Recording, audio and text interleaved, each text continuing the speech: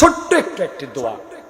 এই দোয়াটার মধ্যে আপনার আমার জীবনের সব চাওয়া আছে, সব এমন দোয়া সব আছে। আপনি সিজদায় গেলেন, আপনি সিজদায় যাওয়ার পরে মনে করবেন যে আল্লাহ, আমি তো সেই মানুষ যাকে একমাত্র তুমি দাঁড় হয়ে থাকার মতো তৌফিক দান করেছ। পৃথিবীর কিছু প্রাণী আছে রুকুতে, কিছু আছে সিজদায়, আর মানুষ একমাত্র দাঁড়াতে পারে, সেখান থেকে রুকুতেও যেতে পারে, সিজদাও যেতে পারে।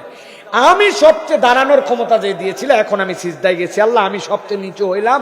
হওয়ার পরে এখন ঘোষণা দিচ্ছি সুবহানা রাব্বিয়াল আ'লা, সুবহানা রাব্বিয়াল আ'লা, সুবহানা রাব্বিয়াল আ'লা, আমার রব সবচেয়ে উপরে। এইটা পড়ার পরে রাসূলুল্লাহ সাল্লাল্লাহু আলাইহি সাল্লাম ছোট্ট একটা দোয়া পড়তেন, আল্লাহুম্মা গফিরলি যামবি কুল্লাহ দিক্কাহু ওয়া জিল্লাহ ওয়া আউওয়ালাহু ওয়া আখিরাহ ওয়া আলানিয়াতাহ ওয়া সিররাহ। কি বলতেছেন আপনি? আল্লাহুম্মা গফিরলি যামবি কুল্লাহ, হে আল্লাহ, আমি না এখন মাটিতে মাথা লাগাই দিছি, আমি না বলছি তুমি সবচেয়ে বড়। এখন তোমার কাছে আমার একটা আবদার আছে আল্লাহ, আল্লাহুম্মা গফিরলি যামবি কুল্লাহ, তুমি আমার সব গুনাহ মাফ করে দাও। এরপরে বলতেছেন দিক্কা ওয়া জিল্লাহ। দিক্কা মানে কি?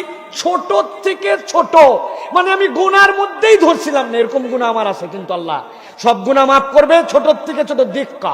এরপরে বলতেছেন জিল্লাহ, বড় থেকে বড় যত গুনাহ, আল্লাহ আমার গুনাহ মাফ করো, ছোট থেকে ছোট ছোট সব, বড় থেকে বড় বড় সব। আউওয়ালাহু ওয়া আখিরা, একবারে প্রথমে যে গুনাহ করছি ওইটাও মাফ করো, একবারে শেষে যে গুনাহ করছি ওটাও মাফ করো।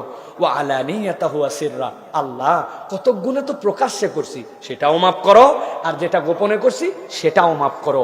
এই দোয়া যদি কোনো বান্দা হৃদয়ের অনুভূতি নিয়ে করে, সিজদাতেই আল্লাহ তার জীবন মাফ করে দেবে।